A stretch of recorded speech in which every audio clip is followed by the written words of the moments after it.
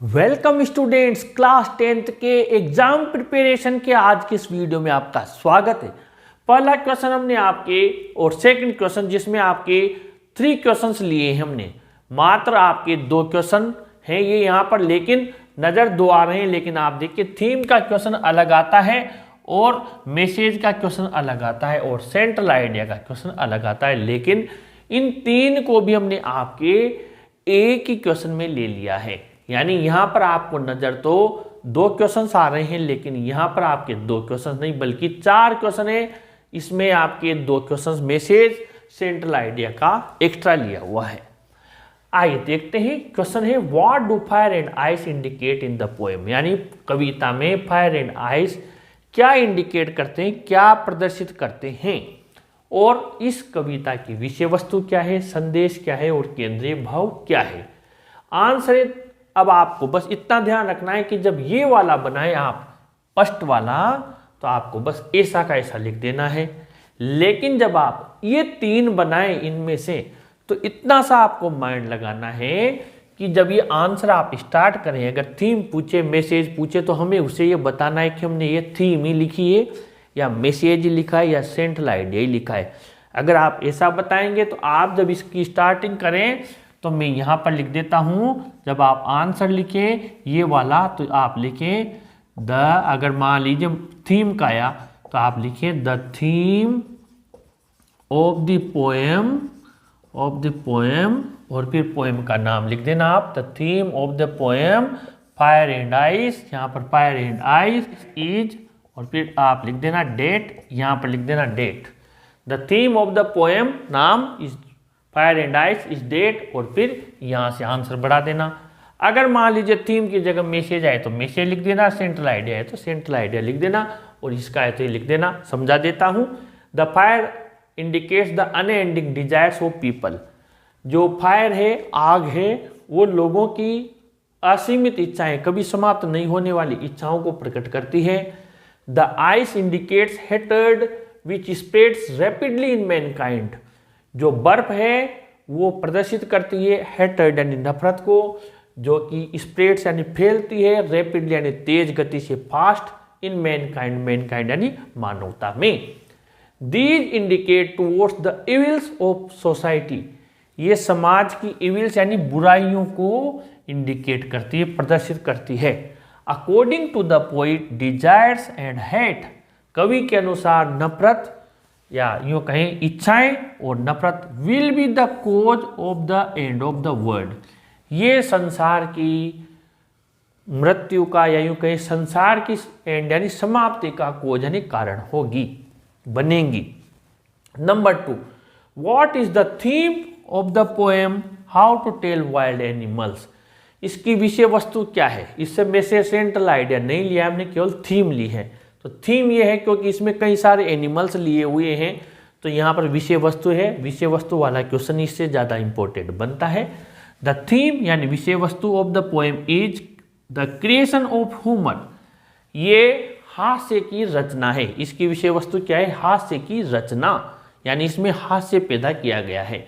The poet सजेट्स, कवि में बताता है, ह्यूमरस वेज, हास्य के वेज यानी तरीके, to identify the wild animals, जंगली जानवरों को आइडेंटिफाई, पहचानने के हास्यात्मक तरीके में बताता है।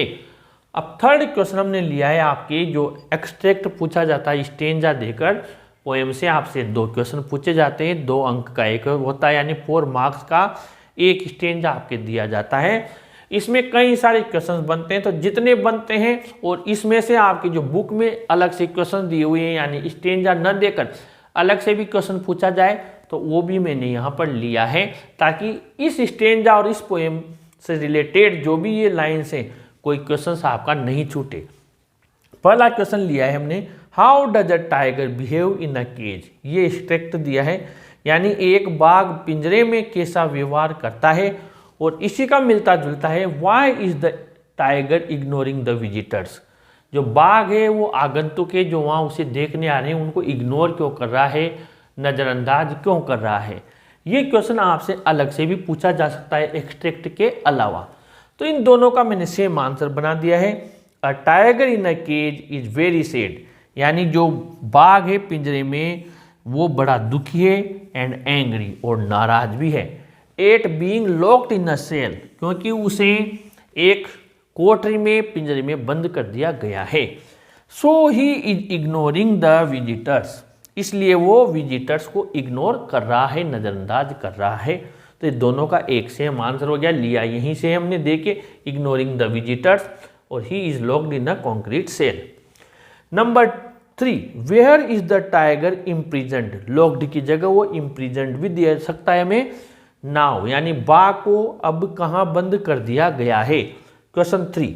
क्वेश्चन 4, ये भी आंसर सेम है, how is the tiger kept in a zoo, यानी कि बाघ को चिड़ियाघर में कैसे रखा जाता है।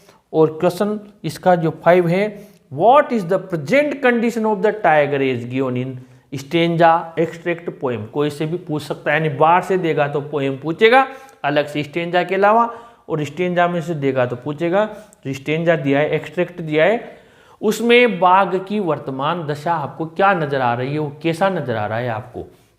इन सब का हमने एक ही आंसर बनाया है, और ये आंसर है the tiger is imprisoned in a concrete cell, बाघ को एक कंक्रीट की कोठरी में बंद कर दिया गया है, लॉक्ड कर दिया गया है। इम्प्रिजन्ड का मतलब लॉक्ड भी होता है।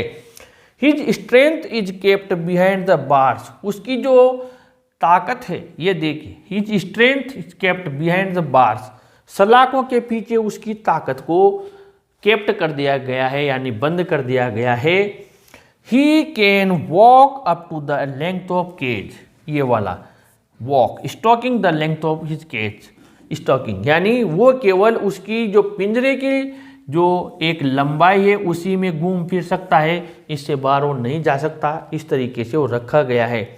तो टोटल हमने आपके 5 क्वेश्चन तो ये लिए हैं, यहाँ पर आप देखिए ये, और एक क्वेश्चन ये लिया है 6 क्वेश्चंस, और आपके 3 क्वेश्चंस हमने इसमें से लिए हैं, तो 9, और एक क्वेश्चन यहाँ पर लिया है, यानी टोटल 10 क्वेश्चंस का हमने आपके लिए मात्र 3 आंसर्स बनाए हैं, और भी इसमें से बहुत से क्वेश्चंस के आंसर्स बनेंगे।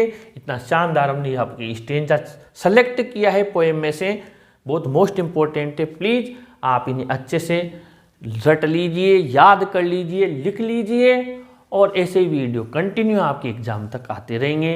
प्लीज़ इस वीडियो को ज़रूर लाइक शेयर कीजिए, और अपने चैनल को भी ज़रूर सब्सक्राइब कीजिए स्टूडेंट्स। Thank you.